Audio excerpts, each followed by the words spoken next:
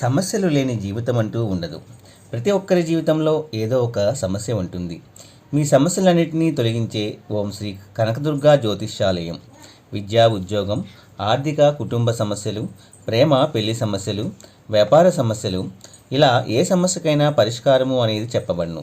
అలాగే స్త్రీ పురుష వశీకరణము అనేది ప్రత్యేకంగా చేయబడును. లంక బిందెలు, గుప్త నిధుల గురించి కూడా చూడబడును, చెప్పబడును. Phone number 6302400814.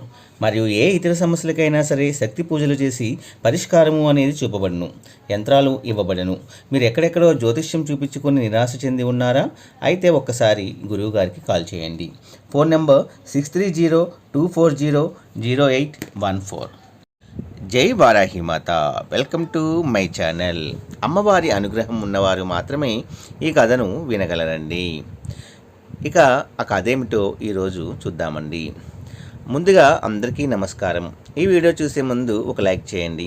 అలాగే ఓం జై వారాహిమాత అని ఒక చిన్న కామెంట్ కూడా చేసి మా ఛానల్ గ్రోత్కి సహాయపడండి.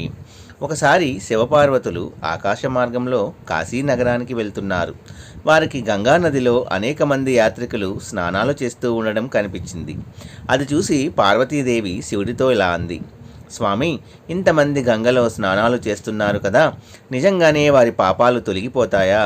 అదే నిజమైతే అందరూ పాపాలు చేసి వాటి ఫలితాన్ని అనుభవించకుండా గంగా స్నానం చేసి పోగొట్టుకుంటారు కదా అనే సందేహాన్ని పార్వతీదేవి శివుడితో వెలుబుచ్చింది.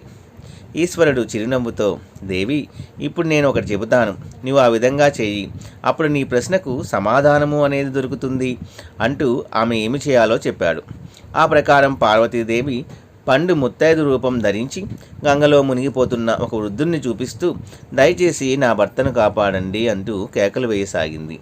ఆ విధంగా కేకలు అనేది వేస్తూ ఉండగా ఆ మాటలు విని చాలామంది ఆమె పతి ప్రాణాలు కాపాడడానికి సిద్ధమయ్యారు. అది చూసిన వృద్ధురాలు, అయ్యా, నా భర్తకు ఒక శాపం ఉంది. పాపాత్ములు ఎవరైనా ఆయనను ముట్టుకుంటే ఆయన ప్రాణాలు పోతాయి. అదేవిధంగా ఆయనను తాకిన వారి తల కూడా బద్దలవుతుంది. అందుకే మీలో పాపరహితులైన వారు మాత్రమే ఆయనను రక్షించేందుకు పూనుకోండి అని హెచ్చరిస్తుంది. ఆ మాటలు విని అందరూ వెనక్కి వెళ్ళిపోతారు. అందులో ఒకే ఒక వ్యక్తి మాత్రం నదిలోకి దూకి కొట్టుకొని పోతూ ఉన్న వృద్ధుణ్ణి రెక్కపుచ్చుకొని తన వీపు మీద ఆయనను మోస్తూ ఒడ్డుకు తీసుకువచ్చాడు. వృద్ధురాలు అతనికి కృతజ్ఞతలు చెబుతూనే, నాయనా, నీవు ప్రాణాలకు తెగించి మరీ నా మాంగళ్యాన్ని కాపాడావు. నువ్వు ఏ పాపాలు చేయలేదా అని అడిగింది. అప్పుడు ఆ వ్యక్తి, అమ్మ, నేను ఇంతకుముందే గంగా స్నానం చేసి పునీతుడనయ్యాను. పవిత్రమైన గంగా స్నానం చేసి నా పాపాలను పోగొట్టుకున్నాను. అందుకే నీ పతి ప్రాణాలు రక్షించడానికి ప్రయత్నించాను అని చాలా వినయంగా పార్వతీదేవికి సమాధానం చెప్పాడు. అప్పుడు పార్వతీ పరమేశ్వర్లు ఆ వ్యక్తికి దర్శనం ఇచ్చి అంతులేని సంపదలను ప్రసాదించి తిరిగి వినువీధుల్లో విహరించసాగారు.